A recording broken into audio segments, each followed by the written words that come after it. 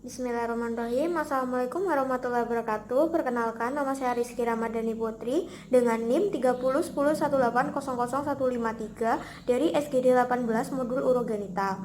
Di sini saya akan menjelaskan tentang glandula prostat, glandula Cowper, serta vesicula seminalis. Terima kasih. Jelaskan terlebih dahulu tentang glandula prostat. Jadi, glandula prostat itu merupakan sebuah kelenjar yang berhomolog dengan glandula parauretralis pada wanita, yang mana kelenjar prostat ini dia akan menghasilkan sebuah getah yang bersifat alkalis dan memiliki bau yang spesifik atau bau tertentu.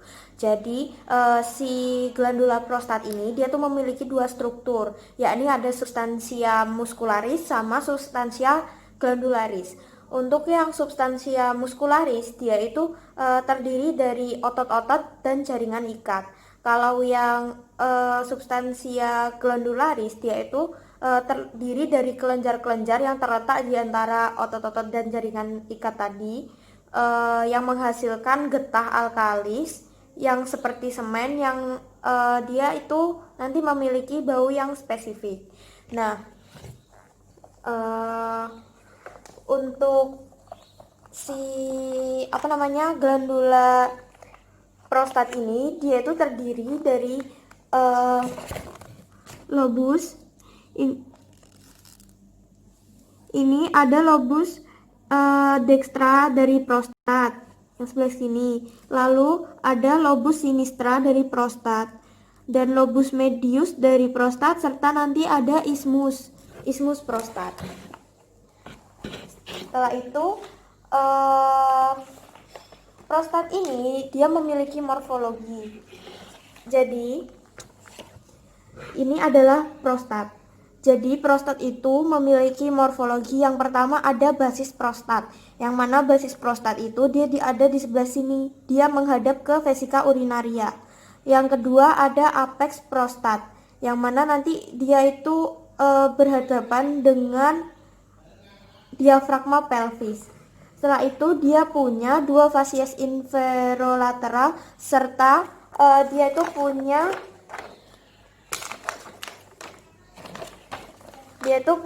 fasies ini prostat ya, fasies anterior sama fasies posterior. Jelaskan tentang sintopi dari glandula prostat. Nah, yang pertama ini kan saya prostatnya itu yang saya kasih warna hijau. Jadi untuk sintopinya sendiri, yang bagian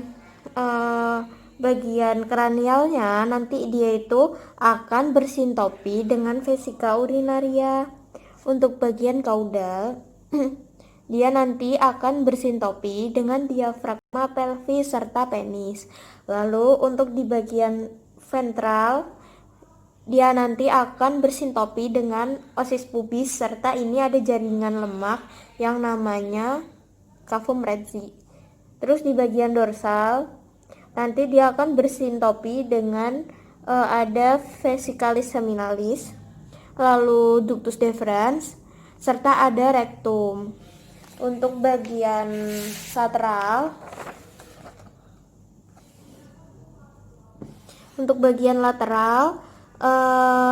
si glandula prostat ini nanti dia akan bersintopi dengan musculus levator ani, dextra maupun sinistra. Selanjutnya, tadi kan saya sudah bercerita mengenai lobus dari kelenjar prostat. Jadi kelenjar prostat itu dia kan tadi saya sudah bilang dia terdiri dari lobus dextra, lobus sinistra, lobus medius serta ismus prostat. Nah, di sini ada lobus dextra dari prostat. Lalu di sini ada lobus sinistra dari prostat. Lalu nanti di bagian ventralnya, bentar saya ada gambarnya. di bagian ventral sini yang mendekati uretra sini, nanti silobus dextra dan sinistra ini nanti dia itu disambung atau dijembatani oleh substansia muscularis yang namanya isthmus prostat yang ini. Nah, selain itu si prostat ini punya lobus lagi yang bernama lobus medius yang ditunjukkan panah 2 ini sama ini. Nah, lobus medius ini dia itu rawan sekali untuk terjadinya penebalan atau pembengkakan. Nah, ketika si lobus medius ini dia bengkak atau menebal, nah nanti itu dia bisa mengganggu kemampuan untuk berkemih, yang mana nanti dia bisa menekan vesika urinaria sehingga kemampuan bermiksinya itu berkurang. Selanjutnya, ketika kelenjar prostat ini dia dipotong secara melintang, nanti itu terlihat seperti penebalan yang dinamakan kapsula prostat. Selanjutnya saya akan menjelaskan tentang glandula Cowper. Jadi glandula Cowper itu memiliki nama lain glandula bulbouretralis. Jadi yang warna kuning ini merupakan glandula Cowper atau glandula bulbouretralis. Jadi glandula Cowper atau glandula bulbouretralis ini dia itu terletak di sebelah dorsolateral dari uretra pars membranacea. Nah, dia ini juga terletak di dalam ini sebuah muskulus, yakni itu muskulus sphincter uretra membranacea atau spatium perinei profundum. Nah, nanti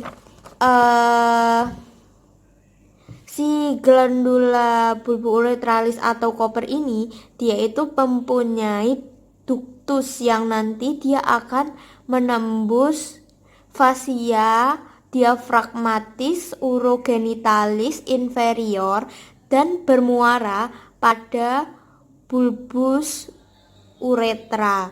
Nah, glandula Cowper atau glandula bulbouretra ini dia bisa menghasilkan sekret. Nah, dia ini akan menghasilkan sekret bila dirangsang oleh rangsangan erotik.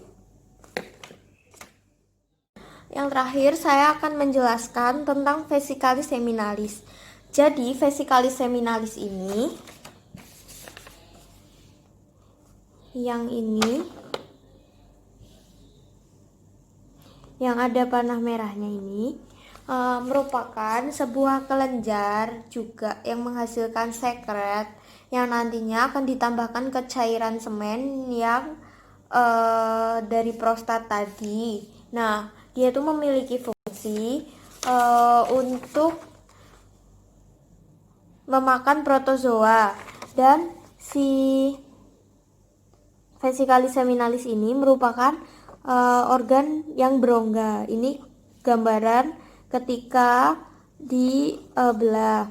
Nah, si vesicalis seminalis ini dia mempunyai ujung bebas, yang mana nanti ujung bebasnya ini terlihat lebih membesar daripada yang sebelah sini.